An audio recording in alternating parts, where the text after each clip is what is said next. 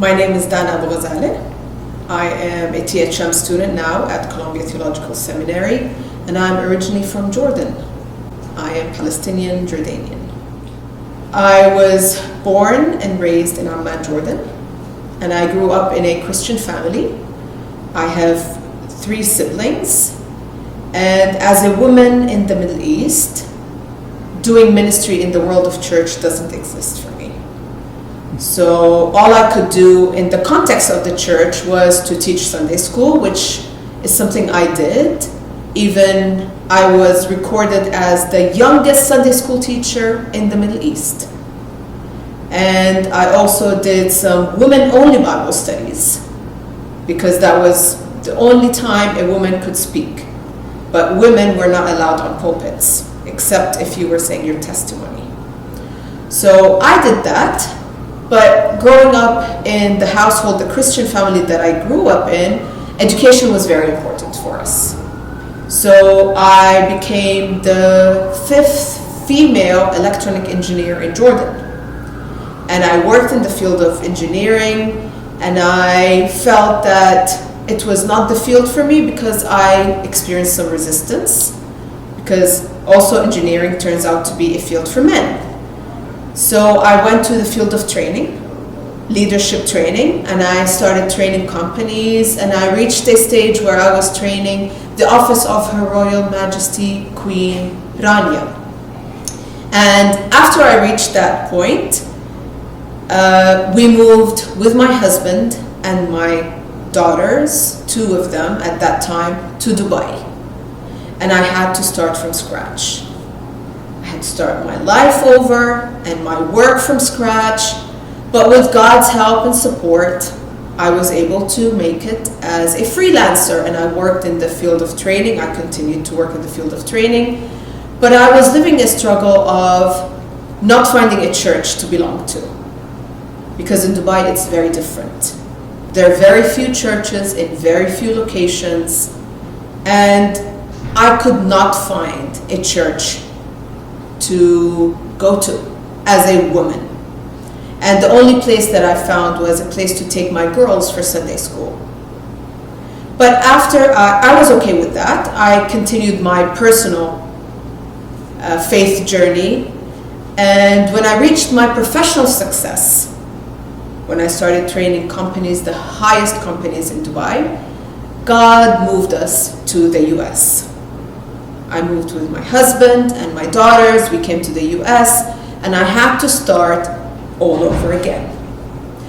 But I lived for a year trying to settle and find out how life goes, getting familiar with the country, getting familiar with everything. But after a year of living in the US, I struggled finding myself. I was not allowed to work as an engineer in the US because I had to go back and take my exams to be a certified engineer in the US, take the qualification exams, and I was not willing to do that because I was out of the field for a long time. I'm not going to say the number of years, but a long time. And going into the field of training, which I was doing, was also challenging because I did not have the American experience and the background it takes for me to train US employees. So one night I was struggling with that. And as much as I love my girls, I knew that I was not supposed to be a stay-at-home mom. That was not me at that point of time. So one night I had my first fight with God, let's say. I went to bed in tears, and I was like, okay, God, I'm not happy. I know that you did not bring me all the way across the world to sit at home and do nothing. You brought me here for a better future for my husband and my daughters. What about me? I refuse to be just forgotten in the picture. And I slept with tears in my eyes. I slept crying that night. And I struggled because it was the first time that I had that honest and angry conversation with God. And I woke up the next day with the word ministry on my mind. I had no idea what that means. The word ministry doesn't fit in my catalog. It doesn't exist in my dictionary because as a woman, I've done everything that I can. I taught in Sunday school and I did hold Bible studies. So what does that even mean?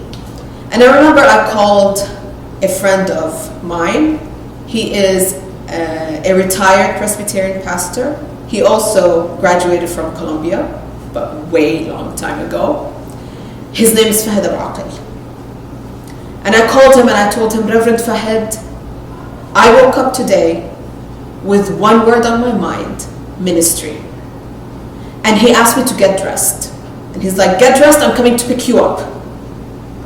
And he came, he picked me up, and he brought me to Columbia. He drove me down to Columbia. And on the way, he was like, Dana, no pressure, but I'm going to take you to the seminary I went to. You can ask questions. You can go around. You can sit. You can pray. But I would like to take you to where I went to seminary. And I remember like yesterday. I stepped foot in Columbia. I went into the admissions building. And I met one amazing person, Matt Rich. And I had no appointments. I had nothing. I knew nothing. I didn't know what I was going to even ask him. He welcomed me. He welcomed me to his office. And I remember telling him, listen, I don't know why I'm here. I just woke up with the word ministry on my mind. And as a woman from the Middle East, I don't know what that means. And Reverend Fahad brought me here, so I have no idea. And he was so gracious. He sat with me and he talked to me and he was like, this is our program, this is how it goes. And if you would like to apply, here is an application form. Go and pray. But I do remember that as soon as I set foot on campus, I felt some level of peace that I've never experienced in my life. I felt God tapping me on my shoulder and telling me, girl, this is where you will start. I applied, I was accepted, and COVID hit.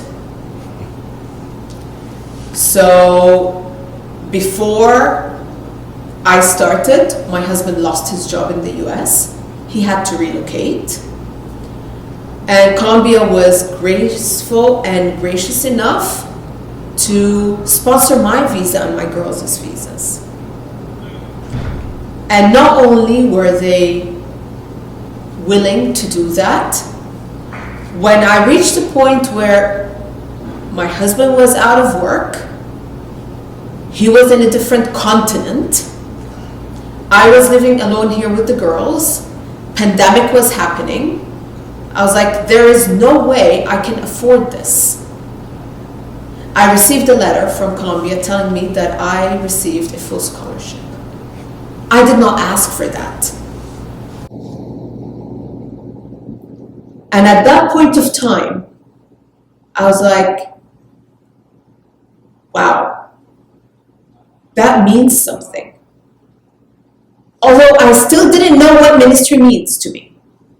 As a woman coming from the Middle East, what does that even mean? I had no idea yet. But classes started.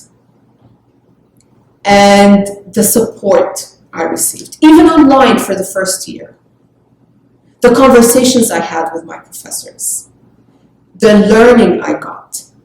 The advice, the guidance, all made me realize that I am worthy of being in the world of ministry.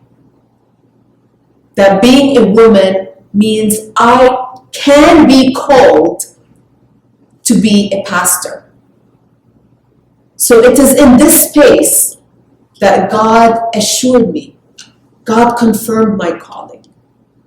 And it's through the support I received in this place, the guidance, the love, the acceptance that I received in this place, that I knew that no, God called me to do this.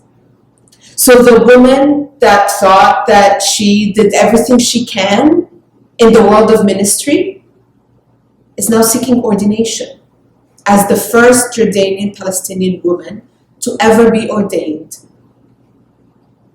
The woman who was not allowed to stand behind the pulpit except to say my testimony is now a woman that stands and leads worship and stands in front of congregations and preaches. The woman that thought that what I was doing is religiously, theologically wrong, because that's what I'm being told until today from people back home, is now trusting that God truly leads the way. So for me, Columbia was not only a place that I got an educational degree in. It's not a place that I came because I knew where I was going, and it was the place I chose to get my MDiv first and then pursue my THM. God chose Columbia for me. I did not choose Columbia. Because through Columbia, God led me to my calling. So what is Columbia for me? Columbia is God's way of showing me who I am and what am I supposed to be doing. And it was the discernment that I needed, the guidance that I needed. So that's Columbia for me.